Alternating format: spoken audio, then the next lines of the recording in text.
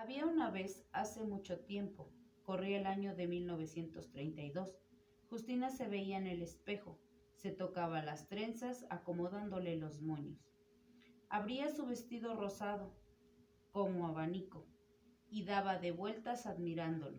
Ese día cumplía años y la familia se reuniría a comer en su honor. ¡Qué felicidad! Decía. Veré a mis abuelos y a mi tía Matilde. Ellos venían de un pueblito cercano a Coahuila, ciudad en donde vivía Justina.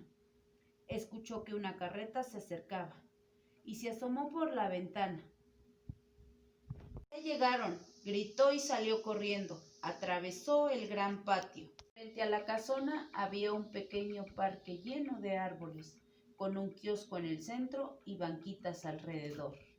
En la esquina de esa misma calle estaba el tendajón de don Toño, quien desde ahí la saludó con afecto. Por fin, dijo el abuelo Juan, mi niña cumple 6 años. Abrazó a Justina y le entregó su regalo, una muñeca de trapo preciosa. ¡Qué hermosa es, abuelo! Gracias. Toda la familia, papá, mamá, abuelos, tíos y primos, se sentaron a la mesa, que lucía muy linda con sus cazuelas de arroz, mole con pollo, otra con frijolitos y, por supuesto, no podía faltar su cesto de tortillas.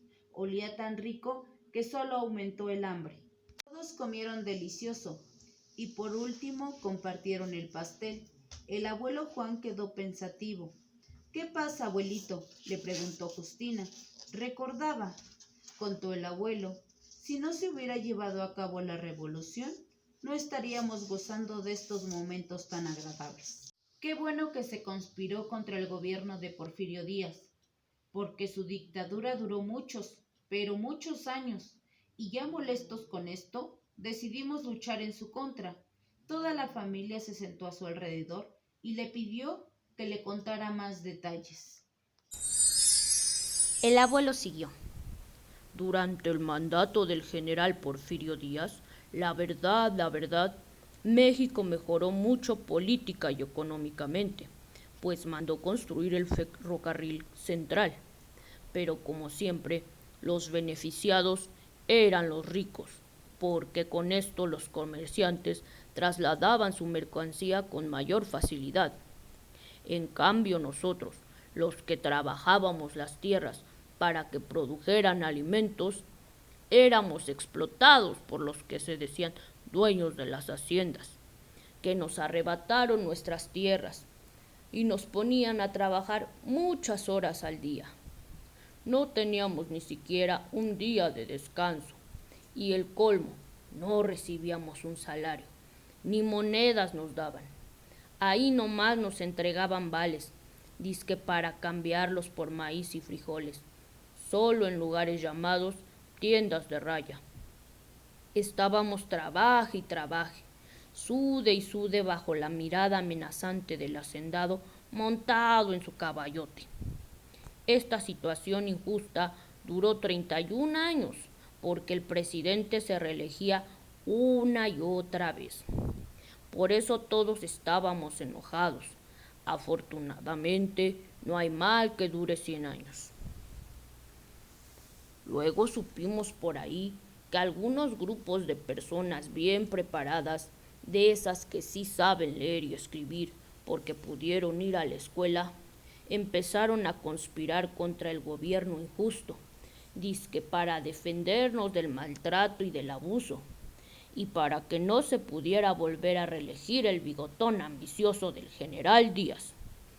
Entonces apareció un nuevo líder, Francisco I. Madero, quien organizó un partido político llamado antirreeleccionista, con el lema sufragio efectivo, no reelección, y lanzó el Plan de San Luis, un documento donde reprobaba la reelección e invitaba al pueblo a alzarse en armas el 20 de noviembre de 1910. Y así empezaron los disturbios y las rebeliones por todos lados, con un solo propósito: poner fin al mal gobierno y hacer del país una nación democrática, en donde todos tuviéramos derecho a elegir al presidente. Así que un año después logró su objetivo, derrocar a Díaz para siempre. Luego se lanzó como candidato a presidente y ganó las elecciones. Pero no todo lo que brilla es oro. No, señor. Mientras Madero gozaba su triunfo, algunos dirigentes que lo apoyaban se dieron cuenta de que el presidente no estaba cumpliendo con eso de ayudar a los campesinos y obreros. ¿Y qué creen? Que se enoja y ahí los veían montados en sus caballos, con sus cartucheras llenas de balas y sus carabinas grandototas, lanzándose a la lucha.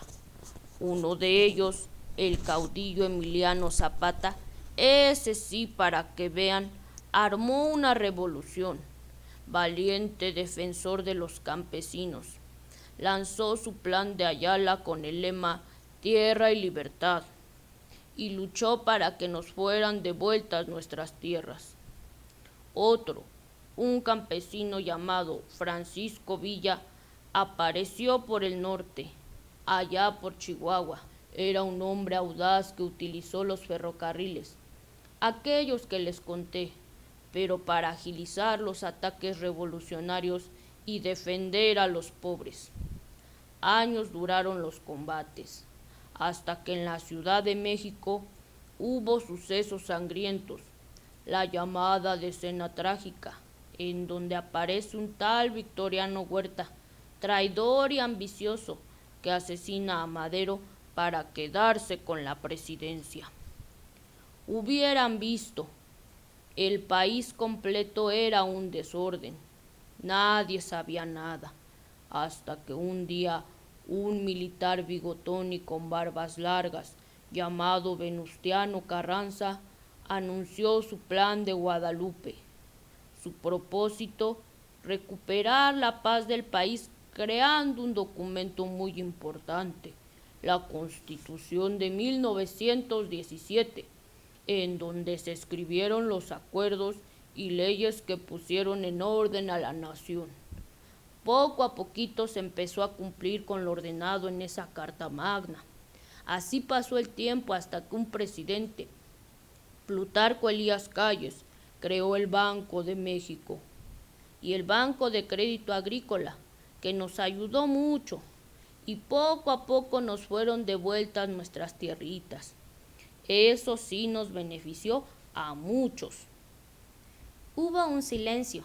Al abuelo le rodó una lágrima por su mejilla y concluyó. El movimiento revolucionario atesora hazañas realmente heroicas. Fueron grandes los hechos que vivimos cientos de hombres, mujeres e incluso niños, que sin duda creíamos en este movimiento, que apoyaba la defensa de nuestros intereses, recuperando la paz nacional.